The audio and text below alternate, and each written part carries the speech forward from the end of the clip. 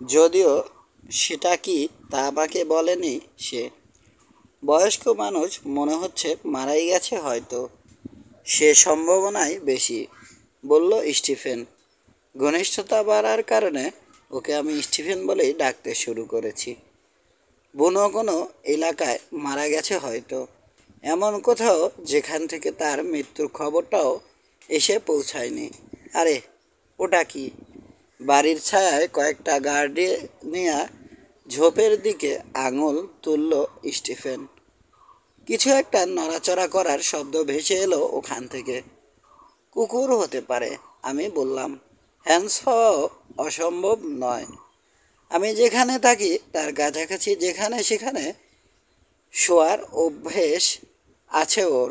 Hence, ওখানে কি তুমি? একটা ছায়ামূর্তি গার্ডেনিয়া ঝোপের ভিতর থেকে উঠে দাঁড়ালো। যা, এখানে আমি বাস। কি করছো ওখানে হ্যান্স? কুকুর যা করে বাস, মনিবের উপর নজর রাখছি। ভালো, আর কিছু খুঁজে পেলাম না বলবার মতো। পরক্ষণেই একটা চিন্তা দোলা দিল আমার মাথায়। জিজ্ঞেস করলাম, হ্যান্স, আরেক সাদা বাসের কোনো খবর জানো? সেই বাসকে কাফরিরা ডগিটা বলে ডাকে। শুনেছি সেই বাসের নাম, একবার দেখেওছি, বলল হ্যান্স। কয়েক চাঁদ আগে পাইন টাউন হয়ে গেছেন উনি। তার সঙ্গের এক কাফরি আমাকে বলেছিল, মাটিতে ঘষতে চলে বা বাতাসে ওড়ে এমন সব জিনিসের জন্যে ড্রাকেন্সবার্গে যাচ্ছেন পাগল ডগিটা। বাস, এখন সে কোথায় হ্যান্স? আমাদের সঙ্গে তারও তো অভিযানে যাবার কথা। আমি কি প্রেত যে সাদা মানুষ কোথায় কোনখানে গেছেন বলতে পারবো? ডাচ ভাষায় বলল হ্যান্স। তবুও দাঁড়ান, মাভবও হয়তো বলতে পারবে। বড় জাদুকর ও, অনেক দূরে দেখতে পায়। এমনকি আজ এই রাতেও বাড়ির পেছনে বসে ভবিষ্যৎ দেখছে। মাভব, পবিত্র সাপ ঢুকেছে ওর ভিতরে। ঘরের ঘেরের বাইরে থেকে ওকে দেখেছি আমি। হান্সের বক্তব্য অনুবাদ করে স্টিফেনকে শোনালাম আমি। তারপর জিজ্ঞেস করলাম, কাফরিদের জাদু দেখতে চায় কি না সে? নিশ্চয়, খুশি হয়ে উঠল স্টিফেন। তবে সবই তো ভুয়া, তাই না? তাই তো অনেকে বলে। স্টিফেনের প্রশ্নটার জবাব এড়িয়ে গেলাম আমি। তারপরও কখনো কখনো এসব ইন আনগারা অদ্ভুত সব ঘটনা ঠিক ঠিক বয়ান করে। হান্সের পিছু নিয়ে বাড়ির ঘুরে হান্সের পিছু নিয়ে বাড়ি ঘুরে পেছনের আস্তাবলের কাছে চলে এলাম আমরা। ওখানে 5 ফুট উঁচু একটা দেয়াল আছে, সেটার পরে রয়েছে কয়েকটা কুঁড়ে। আমার সঙ্গী কাফরিরা সেগুলোয় থাকে। কুঁড়েগুলোর মাঝখানে পিঁপড়ের বাসা ভরা খানিকটা জায়গা ছিল, সেখানে রান্নার কাজ করে কাফরিরা। সেই ফাঁকা জায়গায় আমাদের দিকে মুখ করে বসে আছে মাভব। আমাদের সঙ্গে যারা অভিযানে যাবে তারা তাকে ঘিরে আছে। খোরা, গ্রিকোয়া ও বাড়ির 2টো কাজের ছেলেকেও দেখলাম আর সবার সঙ্গে। মাভবর সামনে শুকনো কাঠের ছোট ছোট কয়েকটা আগুন জ্বলছে। উপস্থিত শিকারীদের সংখ্যা গুনলাম, দেখলাম 14 জন। এই কজনেরই আমাদের সঙ্গে যাবার কথা। শিকারীদের একজন আগুনে ছোট ছোট ডাল ও মুঠো মুঠো শুকনো ঘাস ফেলছে, যাতে আগুনগুলো উজ্জ্বলভাবে জ্বলে। অন্যরা চুপচাপ বসে আছে, গভীর মনোযোগে দেখছে কি ঘটে। মাভবকে দেখে মনে হচ্ছে ঘুমাচ্ছে। পা মুড়ে বসে আছে ও। বিরাট মাথাটা ঝুঁকে এসেছে প্রায় হাঁটুর কাছে। কোমরে সাপের চামড়া পেঁচানো, গলায় মানুষের দাঁতের তৈরি মালা। ওর ডান দিকে রাখা আছে শকুনের পালক, বাম দিকের উপর পয়সার ছোট একটা স্তূপ। পয়সাগুলো বোধহয় শিকারীরা দিয়েছে তাদের ভবিষ্যৎ গণনার সম্মানী হিসেবে। দেয়ালের পেছন থেকে খানিকক্ষণ মাভবকে দেখবার পর মনে হলো ঘুম ভাঙল তার। প্রথমে বিড়বিড় করলো মা ভব, তারপর চাঁদের দিকে তাকিয়ে কি যেন প্রার্থনা করলো, ঠিক শুনতে পেলাম না। এবার 3বার শিউরে উঠে স্পষ্ট স্বরে ও বলল, আমার সাপ এসেছে, আমার ভেতরে আছে সে, এখন আমি শুনতে পাচ্ছি, এখন আমি দেখতে পাচ্ছি। মা ভবর সরাসরি সামনের আগুন, 3টে অন্যগুলো চেয়ে আকারে বড়।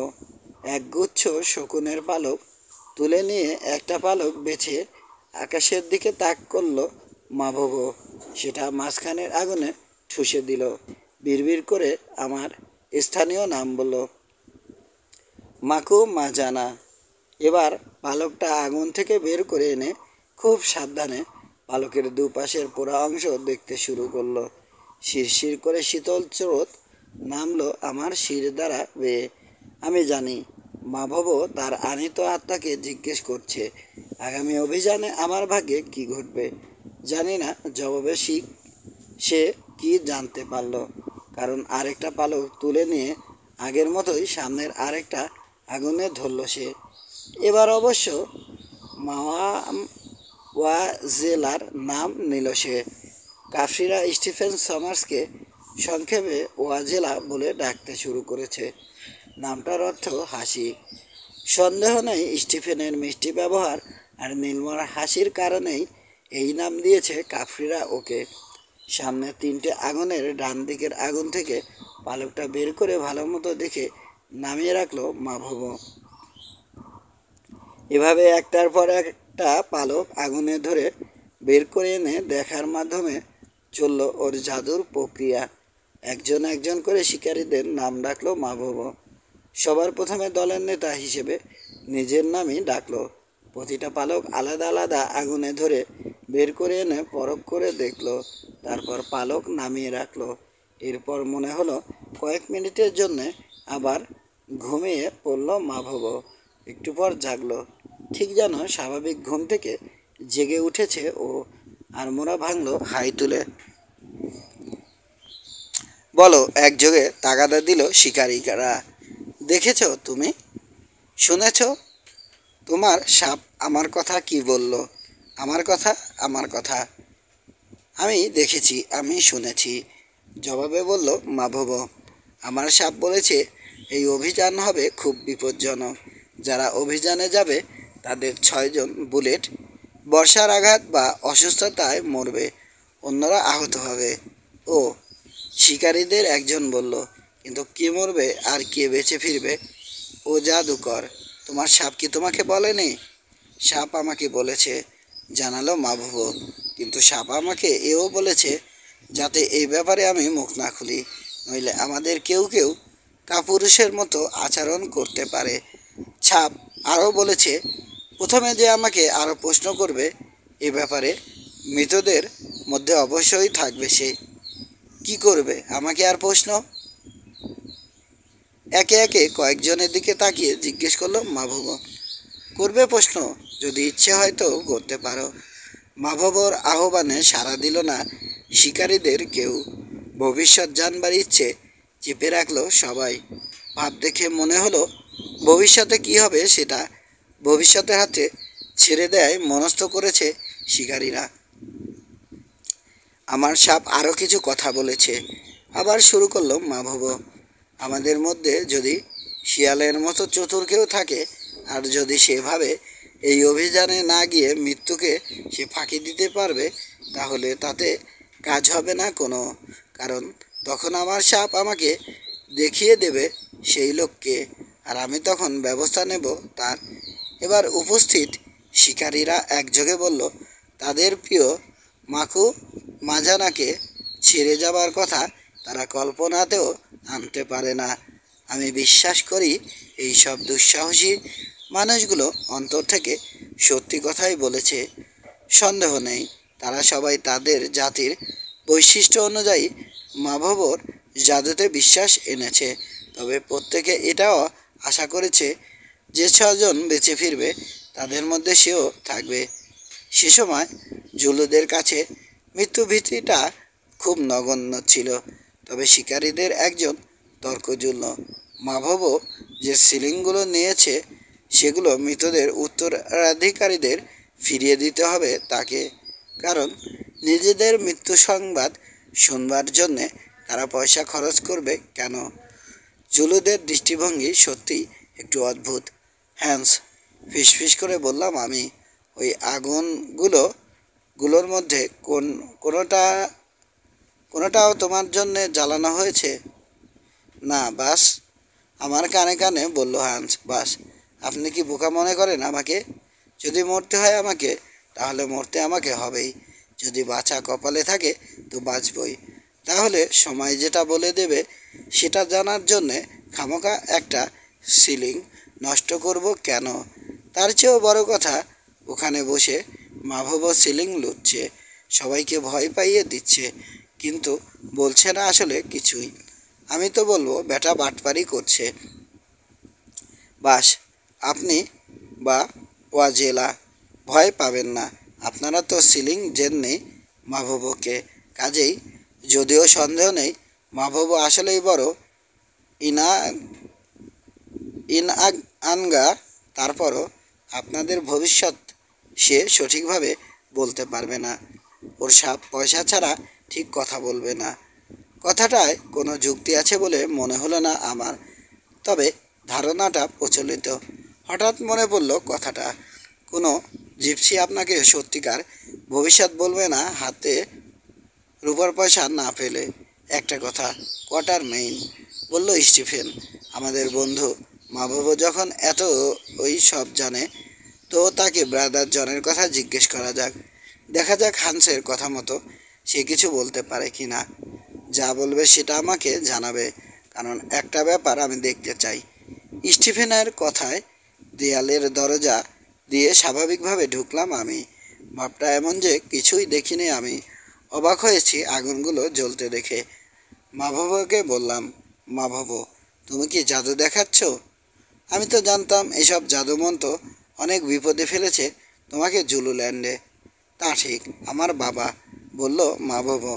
বয়সে আমার চেয়ে বড় হলে আমাকে বাবা ডাকা ওর একটা অভ্যেস। এই জাদুর কারণে সর্দারি হারিয়েছি আমি, হারিয়েছি আমার গরু ছাগল, দুটো বউ আর বাচ্চাটা। পরিণত হয়েছি এমন এক ভবঘুরেতে যে খুশি মনে মাকুমাজানার সঙ্গে অচেনা জায়গায় যাবে, হয়তো অনেক কিছু পাবে সেখানে, এমনকি হয়তো সবশেষে প্রাপ্তি সেই মৃত্যু পেতে পারে। তারপরও উপহার সবসময় উপহারই, তার নিতে হয়। আমার বাবা, আপনি নিখুঁত লক্ষ্যে গুলি করার সৌভাগ্য উপহার পেয়েছেন। সেই গুলি করা কি আপনি বন্ধ করে দেবেন? আপনার সৌভাগ্য আপনাকে নানান জায়গায় নিয়ে যাবে। সেই পথ চলার উপহার কি আপনি বন্ধ করতে পারবেন না করবেন? পাশের ছোট স্তূপ থেকে একটা পালক তুলে নিল মাভব। ওটার দিকে তাকালো মনোযোগ দিয়ে। আমার বাবা, আপনি হয়তো শুনেছেন, আমার কান খুব খাড়া, আর আমার মনে হয় বাতাসে এখন এমন কিছু কথা বাজছে যেগুলো বলছে আমাদের মতো গরিব কাফি ইন আনগার পয়সা না পেলে সত্যি করে ভবিষ্যৎ বলতে পারি না। এ কথা হয়তো বর্তমানে পরিস্থিতিতে আপাতত সত্য, তবে জাদুকরের ভেতরের সাপ ছোট একটা পাথরের উপর দিয়ে লাফ দিয়ে বর্তমানে যা দেখা যায় না সেই ভবিষ্যৎ দেখেছে, দেখছে, দেখছে দূর, বহুদূরের উপত্যকা, নদীর ওপারে, পাহাড়ের উপরে, তারপর হয়তো দেখছে যেখানে মানুষের জীবনের শেষ সীমা আকাশের স্বর্গে। কাজেই আমার হাতের এই পোড়া পালকে আমি আপনার ভবিষ্যতের কিছুটা দেখছি। আমার বাবা মাকুমা জানা অনেক অনেক দূর পর্যন্ত চলে গেছে আপনার পথ। পালকটায় আঙুল বোলালো মাভব। এখানে লেখা আছে একটা পথ পরিক্রমার কথা। পালকের পুরো অংশ ঝেড়ে ফেলে দিল মাভব। এখানে আছে আরেকটা অভিযান, তারপর আরেকটা, তারপর আরেকটা। পালকটা ঝেড়ে ঝেড়ে বলতে শুরু করলো মাভব, এখানে এই যে একটা অভিযান, এটা আপনাকে বড়লোক করে দেবে। এই যে আরেকটা, এই অভিযানে আপনি অদ্ভুত সব জিনিস দেখবেন, অচেনা জাতির মানুষের সঙ্গে দেখা হবে আপনার, তারপর ফু দিয়ে পালকের পুরা সমস্ত অংশ উড়িয়ে দিল মাভব। তারপর আর কিছুই নেই, একটা স্তম্ভ ছাড়া। ওরকম স্তম্ভ আমার জাতির লোকরা কবরের উপর দাঁড় করায়, ওগুলোকে বলে চিতির সুড়ঙ্গ।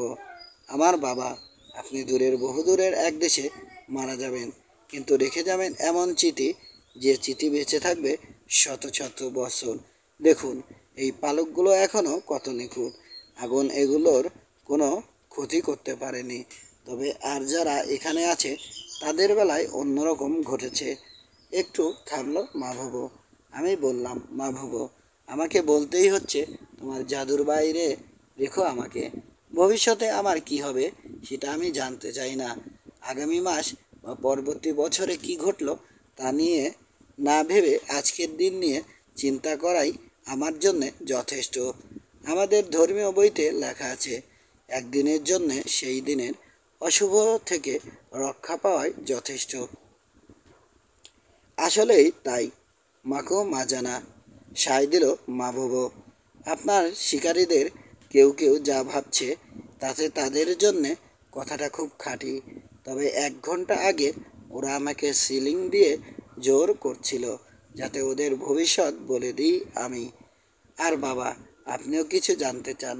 ওই দেয়ালের দরজা দিয়ে আপনি আপনার ধর্মের পবিত্র বই থেকে জ্ঞানের কথা বলতে আসেননি। কি জানতে চান বাবা? তাড়াতাড়ি বলুন। আমার সাপ খুব ক্লান্ত হয়ে পড়েছে। পৃথিবীর নিচে নিজের গর্তে ফিরে যাবার জন্যে ব্যস্ত হয়ে উঠেছে সে। বেশ তাহলে মাভব, আমার উদ্দেশ্য বুঝে ফেলায় লজ্জা পেয়ে বললাম আমি, যদি তুমি বলতে পারো সেটা আসলে তুমি পারবে না। আমি জানতে চাই, লম্বা দাড়িওয়ালা যে সাদা মানুষকে তোমরা ডগিটা বলো, তার কি হয়েছে? তার এখানে থাকার কথা ছিল অভিযানে যাবার জন্যে, পথ দেখাবার কথা ছিল তারই, কিন্তু তাকে আমরা খুঁজে পাচ্ছি না। সে কোথায় এবং সে এখানে নেই কেন?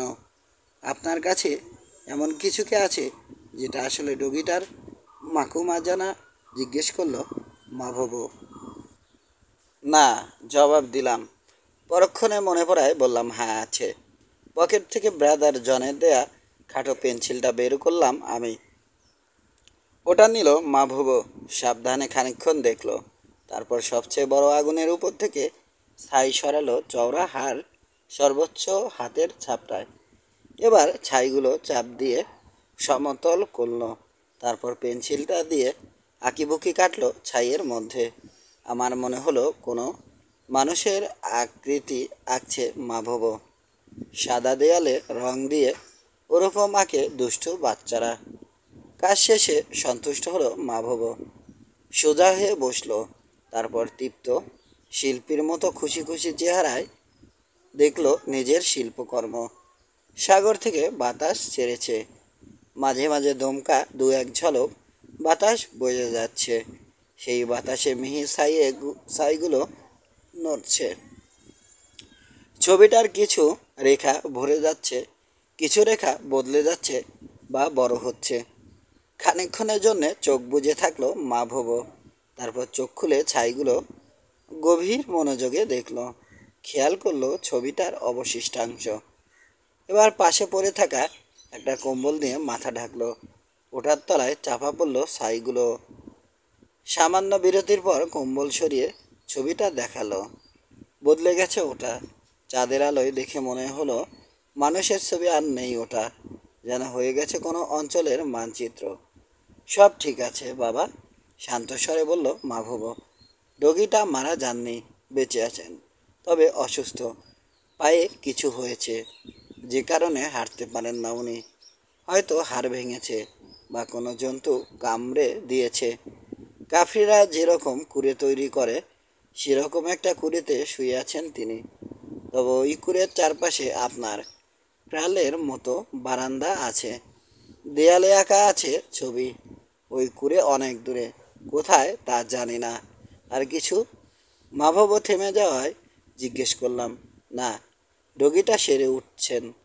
আমরা যেখানে যাচ্ছি সেই অচেনা দেশে আমাদের সঙ্গে দেখা হবে তার, তখন ভীষণ বিপদে থাকবো আমরা। আর কিছু বলার নেই আমার বাবা, শুধু একটা কথা, সম্মানে দেবেন অর্ধেক ক্রাউন। তুমি বলতে চাইছো 1 শিলিং? আমি ওকে শুধরে দেবার চেষ্টা করলাম। না, আমার বাবা মাকু মাজানা, 1 শিলিং হচ্ছে সাধারণ কালো মানুষদের ভাগ্য বলে দেবার জন্যে সাধারণ জাদু ব্যবহার করার সম্মানী। বলল মাভব, সাদা মানুষদের জন্য যে কঠিন জাদুর দরকার হয় সেজন্যে অর্ধেক ক্রাউন সম্মানী। এই জাদু শুধু এই মাভবর মতো বড় জাদুকররা ছাড়া আর কেউ পারে না। হাফ ক্রাউন দিয়ে দিলাম ওকে।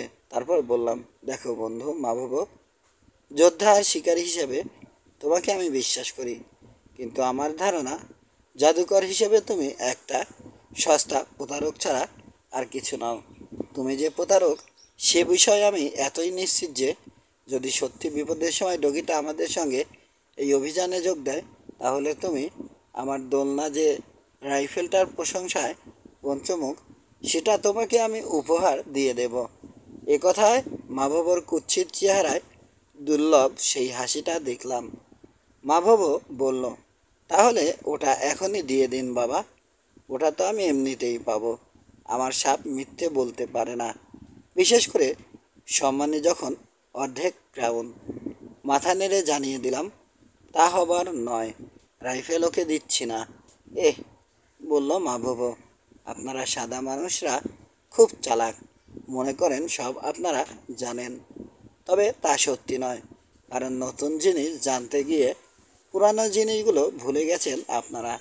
আপনার সাদা সাপ যদি হাজারো বছর আগে আমার মতো কালো মানুষের ব্যাপারে কথা বলতো, তাহলে আজকে আমি যা বলতে পারলাম তা আপনিও বলতে পারতেন, করাতে পারতেন আমি যা করতে পারি, করতে পারতেন আমি যা করতে পারি। কিন্তু এখন আপনি শুধু টিটকারি মারতে পারবেন, বলতে পারবেন মাভব, যুদ্ধে তুমি সাহসী, যুদ্ধে তুমি সাহসী, শিকারী তুমি দক্ষ, মানুষটা খুব বিশ্বস্ত, কিন্তু পোড়া পালক যখন ফু দিয়ে সরাও তখন তুমি একটা মিথ্যুক। মাভব, আমি বলবো আপনি আপনার কল্পনার কাছে প্রতারিত হচ্ছেন। ভাবছেন সব মানুষের কাছে অবকাশ তা জানা সাধ্য মানুষের নেই, অপ্রকাশিত তা জানা সাধ্য মানুষের নেই। ও মাকুমা জানা, রাতের অতন্দ্র প্রহরী, তাই কি আসলে? এই আমি মাভব, পথের নির্দেশদাতা, সর্বশ্রেষ্ঠ জাদুকর জিকালির শিষ্য, নিজের কল্পনার কাছে প্রতারিত হয়েছি। আপনার কি ধারণা মাথায় যে চোখ দুটো আছে সেগুলো ছাড়া মানুষের আর কোনো চোখ নেই, যেগুলো দিয়ে মানুষের গোপন সব কিছু সে দেখতে পারে? তবে আমরা জানি আপনি চালাক। আপনি যদি তাই বলেন, তাহলে আমি সামান্য এক গরিব জুলু এমন কিছু কিভাবে দেখতে পাবো যেটা আপনি দেখতে পান না? তারপরেও আমার আমরা যে জাহাজে করে অভিযানে যাব সেটা থেকে থেকে কালকে যদি কেউ একটা খবর পাঠায় যে সেখানে গোলমাল হচ্ছে, আপনি যে যেন তাড়াতাড়ি যান, তাহলে আপনার আমার এই কথাগুলো মনে করবেন। ভেবে দেখবেন মানুষ ভবিষ্যতের কালো অতিক্রম করেও দেখতে পায় কিনা। বাবা, আপনার এই রাইফেল তো এখনই আমার হয়ে গেছে, যদিও আপনি এখন ওটা আমাকে দেবেন না, কারণ আপনি তো মনে করেন আমি একটা ঠগ। ঠিক আছে বাবা মাকুমা জানা, আপনি যেহেতু মনে করেন আমি ঠগ, এখন থেকে আপনার বা আপনার খাবার খায় এমন কারো ব্যাপারে পালক পুড়িয়ে ছাই ওড়াবো না আমি। উঠে দাঁড়ালো মাভব, এক হাত তুলে আমাকে সালাম করে জাদুর সরঞ্জাম ও পয়সাগুলো তুলে নিল। তারপর গটগট করে হাঁটা ধরল ঘুমাবার কুড়েগুলোর দিকে। বাড়িতে ঢোকার আগে আমার বুড়ো খোড়া কেয়ারটেকার জ্যাক এর সঙ্গে দেখা হলো। সে বলল, ইনকুসি,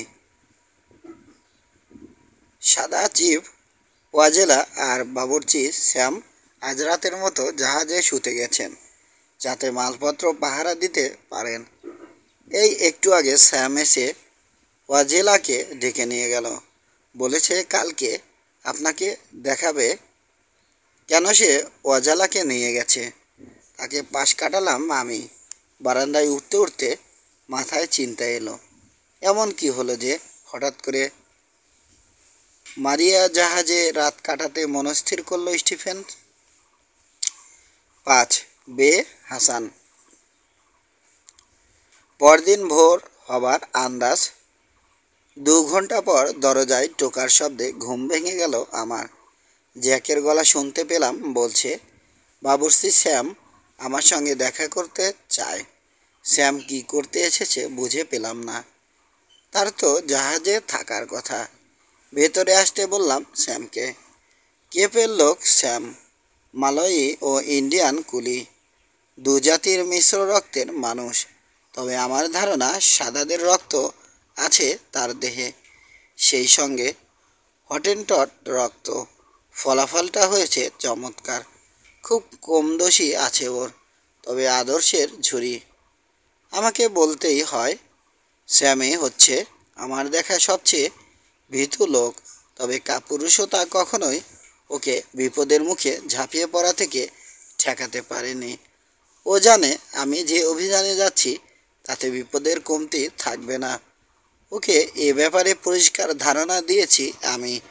তারপরও আমার সঙ্গে যেতে চেয়েছে সে। তার একটা কারণ, হ্যান্সের মতোই ওর সঙ্গেও হৃদ্যতার সম্পর্ক আছে আমার। বেশ কয়েক বছর আগে স্যামিকে রক্ষা করেছিলাম আমি ভয়ানক বিপদ থেকে। আমি যদি ওর বিরুদ্ধে সাক্ষ্য দিতাম তাহলে বেশি কিছু বলবো না, শুধু এটুকু জানাচ্ছি ওর দায়িত্বে রাখা বেশ কিছু টাকা গায়েব হয়ে গিয়েছিল। সে সময় শৌখিন এক মহিলার সঙ্গে মিশেছিল ও। খরচ করতে হচ্ছিল ওকে হাত খুলে। তবে স্যামের সঙ্গে শেষ পর্যন্ত সেই মহিলার বিয়ে হয়নি। এরপর আমার অসুস্থতার সময় অক্লান্ত সেবায় সুস্থ করে তোলে ও আমাকে। সেই থেকে দুজনের মধ্যে চমৎকার একটা সম্পর্ক তৈরি হয়েছে। আফ্রিকার এক খ্রিস্টান যাজকের ছেলে শ্যাম ওর চেরেনির মানুষের তুলনায় যথেষ্ট শিক্ষিত। নানান কাজ করেছে জীবনে, ফলে আফ্রিকার অনেকগুলো আঞ্চলিক ভাষা জানে। ইংরেজিও বলে নিখুঁত। তবে কোনো দীর্ঘ শব্দ ব্যবহারের সুযোগ পেলে সংক্ষেপে কিছু বলে না, কখনো ভুলেও না। যদ্দূর জানি কেপটাউনে স্থানীয়দের একটা স্কুলে অনেক দিন শিক্ষক ছিল সে। তার বক্তব্য অনুযায়ী তার ডিপার্টমেন্টের পড়ানোর বিষয় ছিল ইংরেজি ভাষা ও সাহিত্য। কী কারণে সে ওখানে চাকরি করতে পারল না সে বিষয়ে বিশেষ কিছু বলে না কখনো শ্যাম। এরপর জাঞ্জিবার নদীর উজানে একটা হোটেলের ম্যানেজার ও প্রধান বাবুর্চির কাজ নেয় সে। ওখানেই শেখে আরবি। জানি না কেন এর কয়েক বছর পর ওই চাকরিও হারায় শ্যাম। চলে আসে ডারবানে। এখানেই পঙ্গদের দেশে অভিযান শুরুর ঠিক আগে আবার তার সঙ্গে দেখা হয় আমার। ব্যবহারে শ্যাম অত্যন্ত ভদ্র, ধার্মিক চরিত্রের মানুষ। ধর্মীয় বিশ্বাসের দিক থেকে ব্যাপটিস্ট, বাদামি রঙের ছোটোখাটো লোক শ্যাম। বয়স কত বলা মুশকিল। চুলের মাঝখানে সিঁথি করে। যখন পরিস্থিতি যাই হোক না কেন পোশাক আশাক সবসময় পরিপাটি রাখে। ওকে আমি সঙ্গে নিতে রাজি হয়েছি, কারণ ভীষণ দুরবস্থার মধ্যে ছিল ও। তাছাড়া খুব ভালো রাঁধে শ্যাম। অসুস্থদের সেবা শুশ্রূষাতেও জুড়ি নেই। এসব যদি বাদও দিই, ওর সঙ্গে হৃদয়তার সম্পর্ক আছে, সেটাই ওকে সঙ্গে নিতে যথেষ্ট কারণ। সংক্ষেপে এই হচ্ছে আমাদের শ্যামি। শ্যাম ঘরে ঢুকতেই দেখলাম ওর পোশাক চুপচুপে ভেজা। জিজ্ঞেস করলাম, বৃষ্টি হচ্ছে? না মাতাল হয়ে ভেজা ঘাসের উপর শুয়েছিল সে। না মিস্টার কোয়াটারমেইন, জবাবে বলল স্যাম। সকালটা চমৎকার। আর এই দুস্থ হটেনটট হ্যান্সের মতোই আমিও মদ নামের বিষ খাওয়া ছেড়ে দিয়েছি। অনেক বিষয়ে আমাদের মতের অমিল আছে, তবে মদের ক্ষতিকারক দিক সম্বন্ধে আমরা দুজন একমত। তাহলে ভেজা কেন তোমার কাপড়? ওকে থামিয়ে দিয়ে জিজ্ঞেস করলাম আমি। জাহাজে গোলমাল হয়েছে স্যার, বলল স্যামি। মা বাবার বলা কথাগুলো মনে পড়ে যাওয়ায় চমকে উঠলাম। স্যাম বলে চলল, আপনি তো জানেন মিস্টার সমার্সের বিশেষ অনুরোধে তার সঙ্গে জাহাজে রাত কাটিয়েছি আমি। ঘটনা আসলে উল্টো, কিন্তু কিছু বললাম না। আজ ভোরের আগে পর্তুগিজ ক্যাপ্টেন মনে করেছিল সবাই ঘুমিয়ে আছে, বলল স্যাম। কয়েকজন আরব সঙ্গী নিয়ে চুপচাপ নোঙর তুলতে শুরু করে সে। ভালো তুলছিল, কিন্তু আমি আর মিস্টার সমার্স জেগেছিলাম। কেবিন থেকে বেরিয়ে আসি আমরা। ক্যাপস্টান এর উপর রিভলভার হাতে বসেন মিস্টার সমার্স। বলেন, না স্যার, উনি কি বলেছেন সেটা আমি বলতে পারবো না। ঠিক আছে, বলো না। চাপ দিলাম না আমি। তারপর তারপর সরে স্যার, গোলমাল হই হাঙ্গামা শুরু হয়ে গেল। পর্তুগিজ ক্যাপ্টেন আর তার আরব নাবিক হুমকি দিল মিস্টার সমার্সকে, কিন্তু নদীর বুকে জেগে থাকা পাথর যেমন অনর অবিচলিত থাকে, মিস্টার সমার্সও ক্যাপ্টেন এ সেরকম অনর বসে থাকলেন। বললেন, কেউ ক্যাপাস্টান শুলে দেখে নেবেন। এরপর কি ঘটলো জানি না স্যার, কারণ কে যেন আমাকে ছুঁড়ে ফেলে দিল জাহাজ থেকে। আপনি তো জানেন আমি অত্যন্ত ভালো সাঁতারু। অনেক কষ্টে তীরে এসে উঠলাম আমি আপনাকে মূল্যবান পরামর্শ দেওয়ার জন্যে। আর কাউকে মূল্যবান পরামর্শ দিয়েছ গাধা? জিজ্ঞেস করলাম। জি স্যার, এখানে ছুটে আসার পথে বন্দরের এক অফিসারকে জানিয়ে এসেছি মারিয়া জাহাজে গন্ডগোল হচ্ছে, উনি যাতে তদন্ত করতে যান। ওর কথা শুনতে শুনতে পোশাক পরা হয়ে গেছে আমার। চিৎকার করে মা ভবো এবং অন্যান্যদের ডাক দিলাম।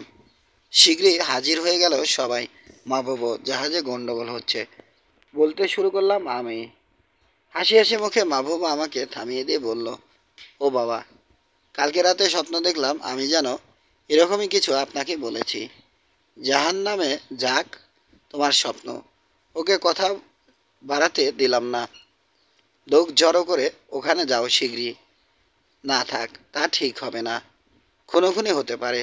যা হবার হয় হয়ে গেছে এতক্ষণে, নয়তো পরিস্থিতি স্বাভাবিকই আছে।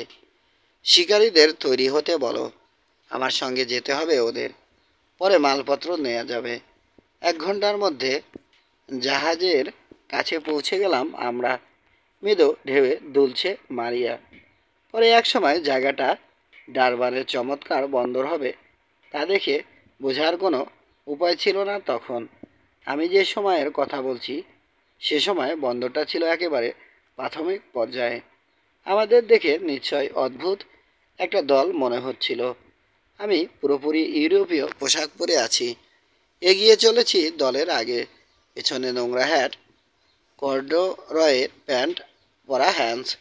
এরপর চলেছে ইউরোপিয়ান রিসমি ডাউন পরা স্যামি। তার পেছনে হিংস্র চেহারার মাভব ও তার শিকারীরা। তাদের সবার মাথায় সেলাই করা কালো মোমের মোষের মোমের মালা। ইসি কোকো ভয়ঙ্কর গম্ভীর হয়ে আছে সবাই, তবে কারো কাছে আগ্নেয়াস্ত্র নেই।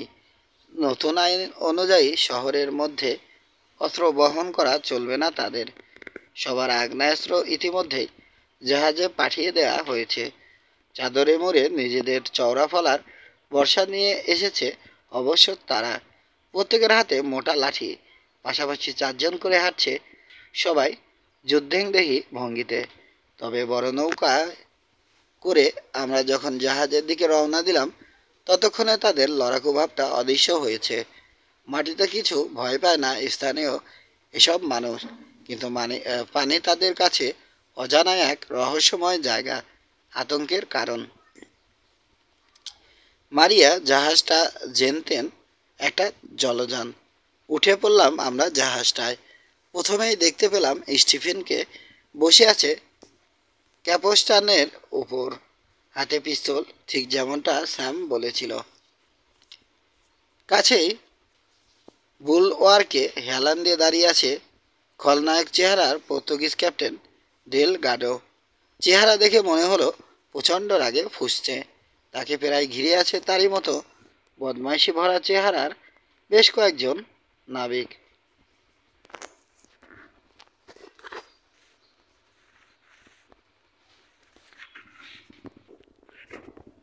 নোংরা সাদা আলখেল্লা তাদের পরনে।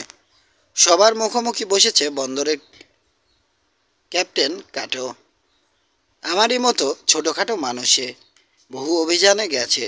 আপনার স্কাইলাইট এ বসে আছে সে নিজের অ্যাটেন্ডেন্টদের নিয়ে, সিগারেট টানছে আর পালা করে স্টিফেন ও ডেলডাগোকে দেখছে। খুশি হলাম আপনাকে দেখে, কোয়ার্টার মেইন, বলল ক্যাপ্টেন।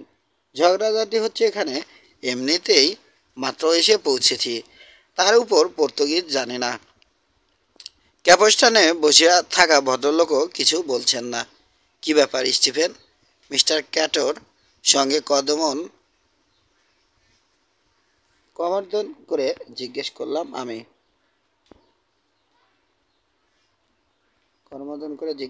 আমি। কি ব্যাপার? রেলগার্ডোকে আঙুল তুলে দেখালো স্টিফেন। এই লোকে আমাদের সমস্ত মালামাল নিয়ে গোপনে পালাতে চেষ্টা করছিল। আমাদেরও নিয়ে যাচ্ছিল সঙ্গে করে। সন্দেহ নেই সাগরে বেরিয়ে গিয়ে আমাকে আর স্যামিকে জাহাজ থেকে ফেলে দিত। স্যামি পর্তুগিজ জানে, গোপনে শুনে ফেলেছিল ও এই লোকদের পরিকল্পনা। স্বাভাবিকভাবেই এই লোকের ইচ্ছেটা আমার পছন্দ হয়নি, কাজেই প্রতিবাদ জানাতে হয়েছে। ডেলগাডোকে জিজ্ঞেস করা হলো এ ব্যাপারে। যা ভেবেছিলাম লোকটা বলল। বালুচরের আরেকটু কাছে গিয়ে আমরা আসবার আগে পর্যন্ত অপেক্ষা করবে বলে ঠিক করেছিল সে। লোকটা মিথ্যে বলছে বুঝতে দেরি হলো না আমার। বুঝলাম আমাদের দামি জিনিসপত্র নিয়ে ভাগছিল সে। স্টিফেন ও স্যামিকে হয় মেরে ফেলতো, নয়তো জাহাজ থেকে সাগরে ফেলে দিত। তারপর মালামাল বিক্রি করে পকেটে পুরতো টাকাগুলো। তবে ডেলডাগো মিথ্যে বলছে তা প্রমাণ করবার উপায় নেই। তাছাড়া দলবলে যথেষ্ট ভারী, আমরা নিজেদের মালামাল রক্ষা করতে পারবো, কাজেই এ নিয়ে কথা বাড়ালাম না। একটু পরে স্টিফেন বলল, আমি যখন কালকে রাতে মা বাবার সঙ্গে কথা বলছি তখন স্যামি ওর কাছে খবর পাঠিয়েছিল যে সঙ্গে কেউ থাকলে খুব উপকার হবে তার। বাবুচির চরিত্র জানে বলে মনস্থির করতে দেরি হয়নি স্টিফেনের। জাহাজে চলে আসে সে। তারপর সকালে যা ঘটেছে সেটা আমি স্যামির কাছে শুনেছি। স্যামি এটা বলেনি যে কেউ তাকে জাহাজ থেকে ছুঁড়ে ফেলে দেয়নি। ডেলগাডোর সঙ্গে স্টিফেনের বিরোধ সৃষ্টি হয়েছে দেখে নিজেই সে জাহাজ থেকে লাফিয়ে পড়ে পালিয়েছিল। বুঝলাম, স্টিফেনকে বললাম আমি। সব ভালো যার শেষ ভালো। ভাগিস তুমি জাহাজে এসে ঘুমাবার সিদ্ধান্ত নিয়েছিলে। এরপর আর কোনো গোলমাল হলো না। স্টিফেনের নেতৃত্বে কয়েকজনকে পাঠালাম আমাদের বাকি জিনিসপত্র নিয়ে আসতে। সব নিয়ে এলো তারা। দুপুরের পর পাল তুলে রওনা দিল আমাদের জাহাজ। কিলোয়া পর্যন্ত আমাদের যাত্রা হলো ঘটনাহীন। মৃদু বাতাস শান্ত সাগরের উপর দিয়ে ভাসিয়ে নিয়ে গেল আমাদের। দুনিয়ার জঘন্যতম নাবিক হ্যান্স পর্যন্ত অসুস্থ হলো না। জুলু যোদ্ধারাও সবাই সুস্থই থাকলো। তবে স্যামির বক্তব্য অনুযায়ী খাবার খেতে অস্বীকৃতি জানালো তারা।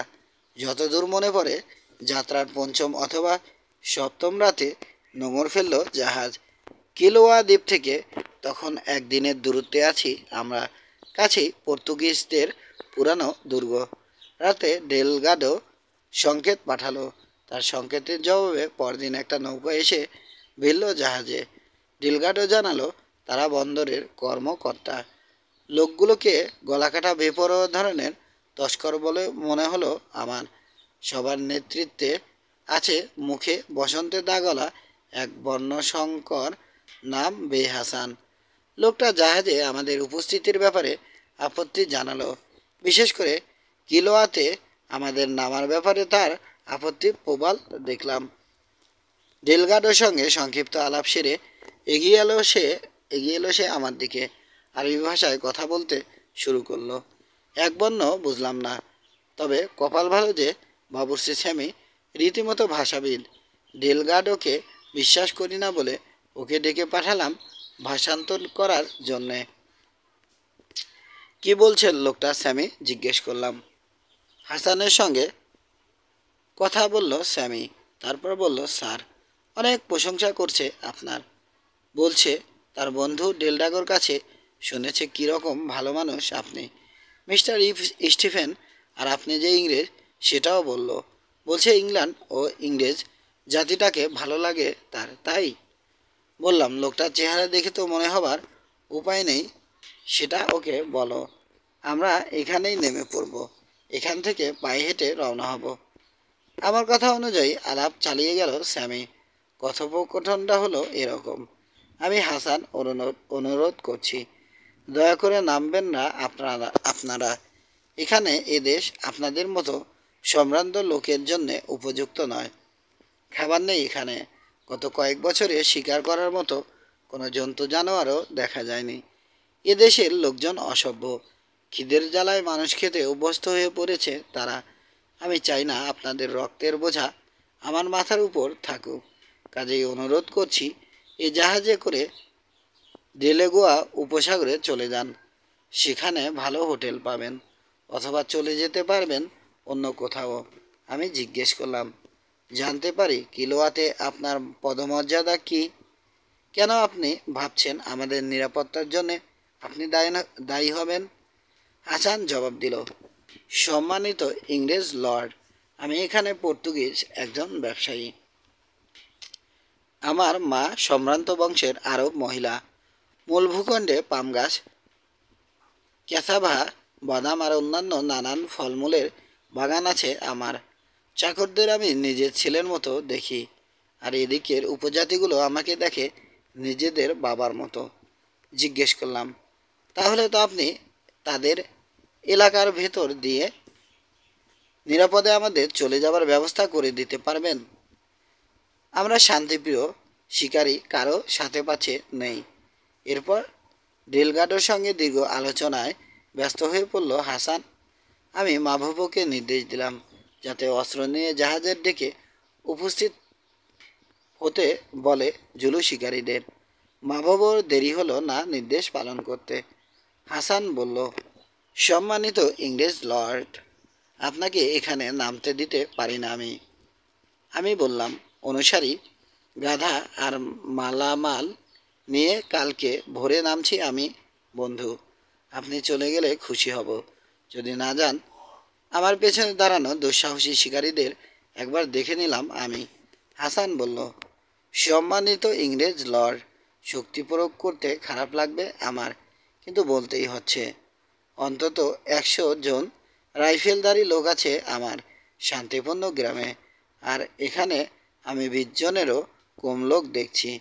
স্টিফেনের সঙ্গে কথা সেরে নিয়ে আমি বললাম, সম্মানিত স্যার, আপনি কি বলতে পারবেন আপনার শান্তিপূর্ণ গ্রাম থেকে ইংলিশ ম্যান অব ওয়ার, মানে ক্রোকোডাইল নামের যে জাহাজ কৃতদাস ব্যবসায় বাধা দেয় সেটা দেখেছেন? জাহাজটার ক্যাপ্টেন আমাকে চিঠি দিয়েছেন, তাতে জেনেছি গতকাল এদিকে চলে এসেছে জাহাজটা। তবে এমনও হতে পারে 2-1 দিন দেরি হবে ওটার আসতে। হাসানের পায়ের কাছে বোমা ফাটলেও এরকম প্রতিক্রিয়া হতো কিনা সন্দেহ। আমার প্রশ্ন শুনে ফ্যাকাশে হলো না সে, হয়ে গেল বিদঘুটে হলদে। চমকে গিয়ে বলল, English man of war, crocodile? আমি তো জানতাম এইডেনে গেছে ওটা মেরামতির জন্যে। জাঞ্জিবারে ফিরবে না 4 মাসের আগে। আমি বললাম, সম্মানিত হাসান, ভুল তথ্য পেয়েছেন আপনি।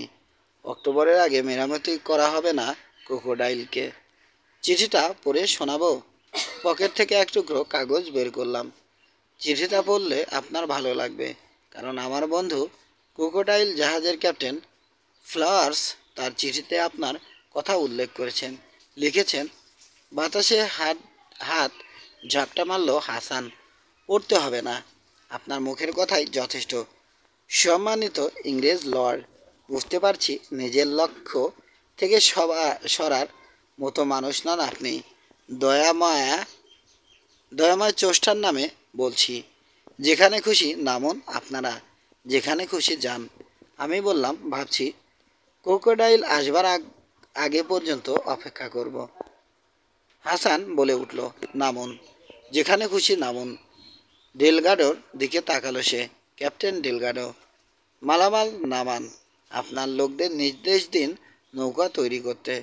আমার লোকদেরও এই সম্মানিত ভদ্রলোকদের খেদমতে নিয়োজিত করছি।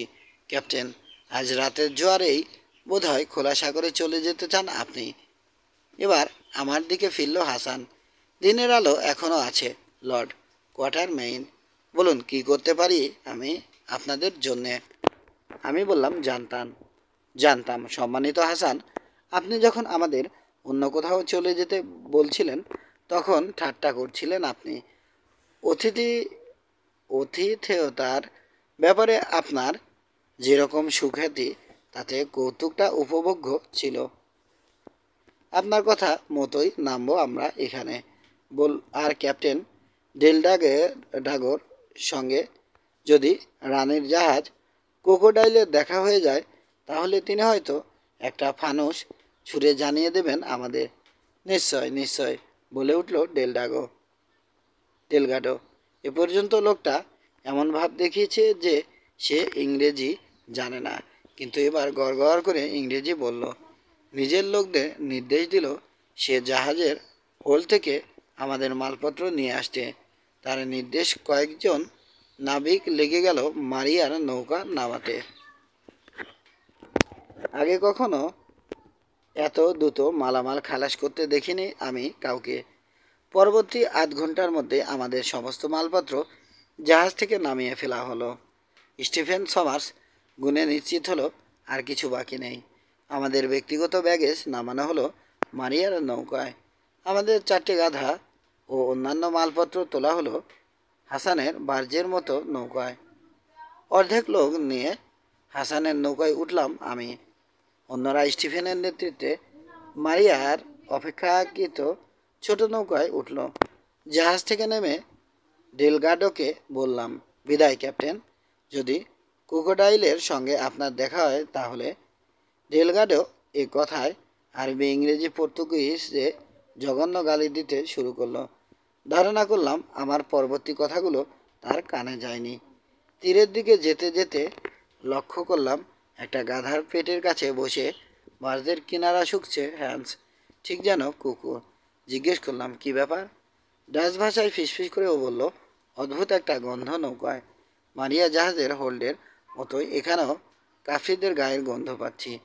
মনে হয় নৌকাটা কৃতদাসদের সরিয়ে নিয়ে যাওয়ার কাজে ব্যবহার করা হয়। চুপ করে থাকো, ফিসফিস করে ওকে বললাম। তক্তা শুকোনা। মনে মনে ভাবলাম, হ্যাঁ ঠিকই বলছে, আমরা কৃতদাস ব্যবসায়ীদের খপ্পরে পড়েছি এবং হাসান তাদের নেতা। দ্বীপটাকে পাশ কাটালো নৌকা। পুরনো একটা পর্তুগিজ দুর্গের ধ্বংস বিশেষ দেখলাম দ্বীপে। লম্বা ঘাসের ছাউনি দেয়া কয়েকটা কুড়েও আছে। জাহাজে তুলে পাচার করবার আগে ওগুলোতেই বোধহয় বন্দি করে রাখা হয় কৃতদাসদের। আমি কুড়েগুলোর দিকে তাকিয়ে আছি দেখে হাসান তাড়াতাড়ি সামনে স্যামেকে বলল, ওগুলো গুসাম, ওখানে মাছ ও চামড়া শুকায় সে, মালামাল রাখে। অবাক ব্যাপার, জবাবে বললাম আমি। দক্ষিণে আমরা সূর্যের আলোয় চামড়া শুকাই। সরু একটা খাল পার হয়ে পরও একটা জেটিতে থামল নৌকা। আমরা নামলাম। বাম দিকে গ্রাম দেখতে পেলাম, তবে ওদিকে আমাদের নিয়ে গেল না হাসান। তীর থেকে 100 গজ দূরের পুরানো কিন্তু চমৎকার দেখতে একটা বাড়ির দিকে পথ দেখিয়ে নিয়ে চলল। বাড়িটা দেখে আমার মনে হলো ওটা কৃতদাসদের হাতে তৈরি নয়, বারান্দা ও বাগান বলে দিচ্ছে মালিকের রুচি আছে। শিক্ষিত লোকের তৈরি বাড়ি, ওখানে ভদ্রলোক বাস করতো বলেই মনে হলো। চারপাশে তাকিয়ে দেখলাম অবহেলিত কমলা গাছের ঝাড় ঘিরে রেখেছে বয়স্ক বাম গাছের সারি। একটা চার্চের ধ্বংসাবশেষও চোখে পড়ল। পেন্ট হাউজের মাথায় পাথরের ক্রুশ ও বিশ্বাসীদের প্রার্থনায় ঢাকার ঝুলন্ত ঘণ্টি দেখে বুঝলাম আমার ধারণা সঠিক। ইংরেজ লর্ডকে বলো এসব বাড়ি খ্রিস্টানদের মিশন ছিল। স্যামিকে বলল হাসান। 20 বছর আগে এখান থেকে চলে যায় তারা। আমি যখন এলাম খালি পড়েছিল সব। যারা ছিল তাদের নাম কি জিজ্ঞেস করলাম। শুনিনি কখনো, বলল হাসান। আমি আসার অনেক আগেই চলে গিয়েছিল সবাই। বাড়িটাতে ঢুকলাম। পরবর্তী 1 ঘন্টা ব্যস্ত থাকলাম আমাদের ব্যাগেজ পরিত্যক্ত বাগান থেকে নিয়ে এসে ব্যক্তিগত জিনিসপত্র বের করতে। এর মধ্যে আমার নির্দেশে আমরা যে ঘরে থাকবো তার সামনে শিকারীদের 2টো তাঁবু ফেলা হলো।